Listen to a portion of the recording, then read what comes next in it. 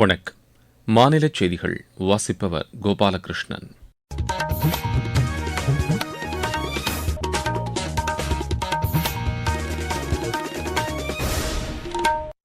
தலைப்புச் செய்திகள்.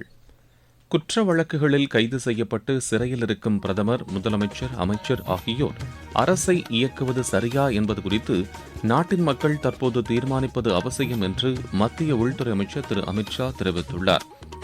குடியரசு துணைத் தலைவர் தேர்தலில் ஒருங்கிணைந்த எதிர்க்கட்சி கூட்டணி வேட்பாளர் திரு பி சுதர்ஷன் ரெட்டி இன்று வேட்புமனு தாக்கல் செய்கிறார். சரக்கு மற்றும் சேவை வரி விகிதங்களை சீரமைக்கும் முயற்சிகள் வரவேற்கத்தக்கது என்று மாநில நிதித்துறை அமைச்சர் திரு தங்கம் தென்னரசு கூறியுள்ளார்.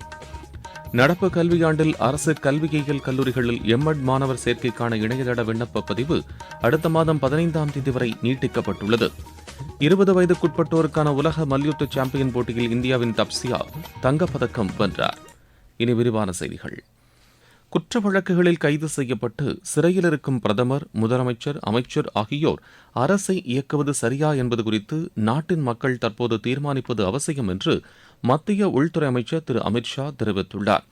இதுகுறித்து சமூக வலைதளத்தில் பதிவிட்டுள்ள அவர், அரசியலில் நேர்மையையும் தார்மீக பொறுப்புகளையும் கடைபிடிக்கும் வகையில் குற்ற வழக்கில் கைது செய்யப்பட்டு 30 நாட்கள் சிறையில் இருக்கும் பிரதமர், முதலமைச்சர் மற்றும் அமைச்சர்களை பதவி நீக்கம் செய்வதற்கான அரசியல் சாசன திருத்த மசோதா தாக்கல் செய்யப்பட்டுள்ளதாக கூறியுள்ளார்.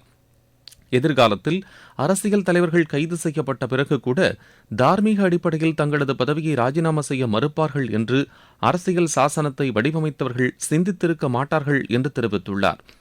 குற்ற வழக்குகளில் கைது செய்யப்பட்ட முதலமைச்சர் அல்லது அமைச்சர்கள் அண்மை காலமாக ராஜினாமா செய்யாமல் சிறையில் இருந்தபடியே அரசை தொடர்ந்து இயக்கியது அதிர்ச்சியளித்ததாக அவர் கூறியுள்ளார். கைது செய்யப்பட்ட 30 நாட்களுக்குள் குற்றம் சாட்டப்பட்ட அரசியல்வாதி ஜாமீன் பெற வேண்டும் என்றும் இம்மசோதாவில் குறிப்பிடப்பட்டுள்ளதாக தெரிவித்துள்ள அவர், தவறினால் 31வது நாளன்று பிரதமர் அல்லது முதலமைச்சர் ஆகியோரை பதவி நீக்கம் செய்ய வேண்டும் என்றும், இல்லையெனில் அவர்கள் பதவி இழப்பார்கள் என்றும் கூறினார். சட்ட முறைப்படி அவர்கள் ஜாமீன் பெற்றால் அந்த தலைவர்கள் தங்களது பொறுப்பில் தொடர்ந்து நீடிக்கலாம் என்றும் திரு அமித் ஷா குறிப்பிட்டார். குடியரசு துணைத் தலைவர் தேர்தலில் ஒருங்கிணைந்த எதிர்க்கட்சி கூட்டணி வேட்பாளர் திரு பி சுதர்ஷன் ரெட்டி இன்று வேட்புமனு தாக்கல் செய்கிறார். முன்னதாக தேசிய ஜனநாயக கூட்டணி வேட்பாளர் திரு சி பி ராதாகிருஷ்ணன் நேற்று வேட்புமனு தாக்கல் செய்தார். வேட்புமனுவை தாக்கல் செய்ய இன்று கடைசி நாளாகும். வேட்புமனுக்கள் மீதான பரிசீலனை நாளை நடைபெறும்.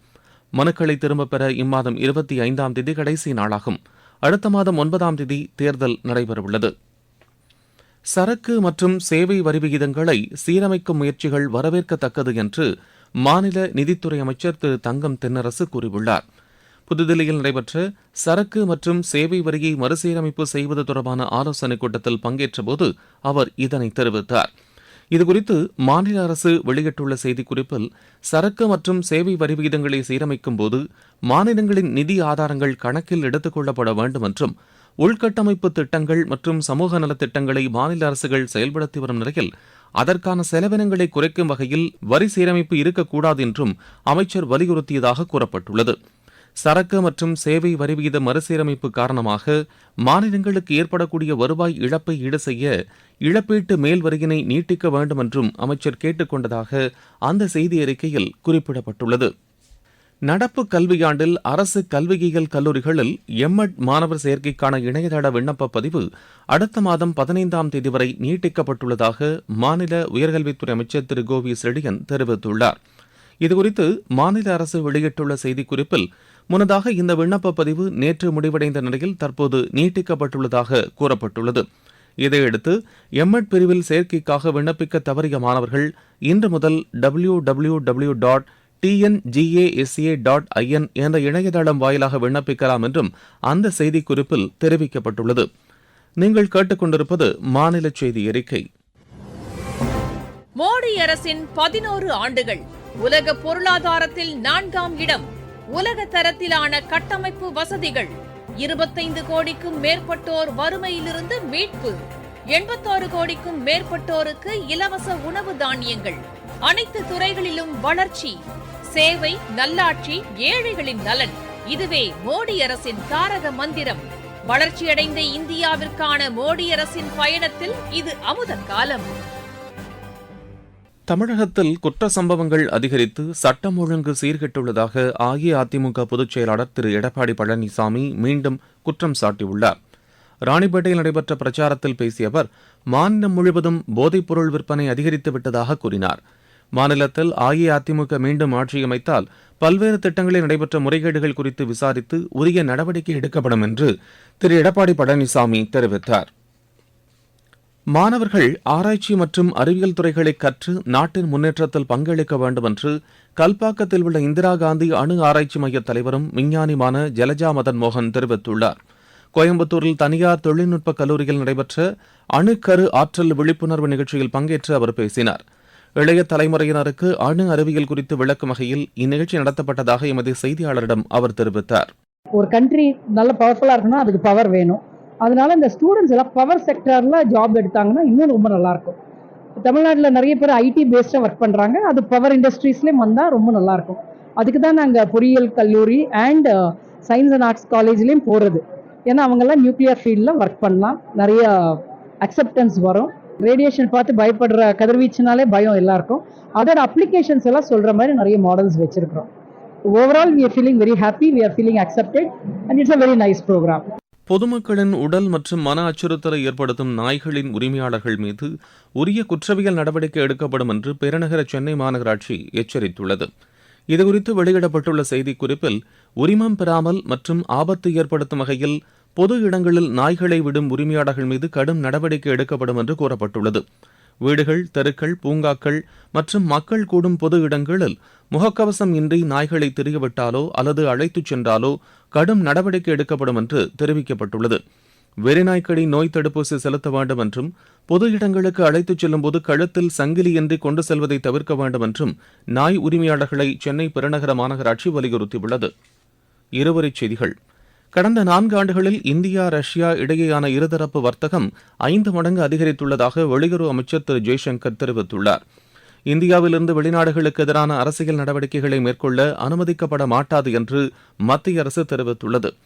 தூத்துக்குடி மாவட்டம் குலசேகரப்பட்டினத்தில் அமைக்கப்பட்டு வரும் சிறிய வகை செயற்கைக்கோள் ஏவுதளத்திற்கு இதுவரை 389 கோடி ரூபாய் செலவிடப்பட்டுள்ளதாக மத்திய விண்வெளித்துறை இணையமைச்சர் டாக்டர் ஜிதேந்திர சிங் தெரிவித்துள்ளார்.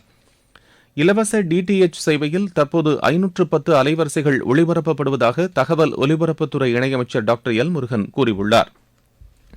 கோவாவில் முன்னாள் முதலமைச்சர் திரு திகம்பர் காமத், முன்னாள் சட்டப்பேரவைத் தலைவர் திரு ரமேஷ் தவாட்கர் ஆகியோர் இன்று அமைச்சர்களாக பதவியேற்கின்றனர். செம்பரம்பாக்கம் நீர் சுத்திகரிப்பு நிலையத்தில் மேற்கொள்ளப்பட்டுள்ள 2வது பிரதான குடிநீர் குழாய் பரிசோதனை ஓட்டத்தை மாநில அமைச்சர் திரு கே என் நேரு ஆய்வு செய்தார். புதிதாக இந்திய தர நிர்ணய உரிமம் பெற்றவர்களுக்கான வழிகாட்டுதல் நிகழ்ச்சி சென்னையில் நடைபெற்றது. உடல்நலக்குறைவால் காலமான பத்திரிகையாளர் RD சக்திவேல் குடும்பத்தினருக்கு முதலமைச்சரின் பொது நிவாரண நிதியிலிருந்து 10 லட்சம் ரூபாய் வழங்கப்படும் என்று மாநில அரசு அறிவித்துள்ளது.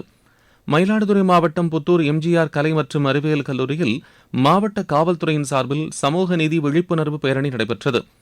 ரயில் நிலையங்களில் ரயில் கட்டணம் தவிர்த்து இதர வர்த்தக நடவடிக்கைகள் மூலம் வருவாயை ஈட்டுவது குறித்து ஒப்பந்ததாரர்களுடன் மதுரை கோட்ட ரயில்வே மேலாளர் திரு ஓம் பிரகாஷ் மீனா ஆலோசனை மேற்கொண்டார்.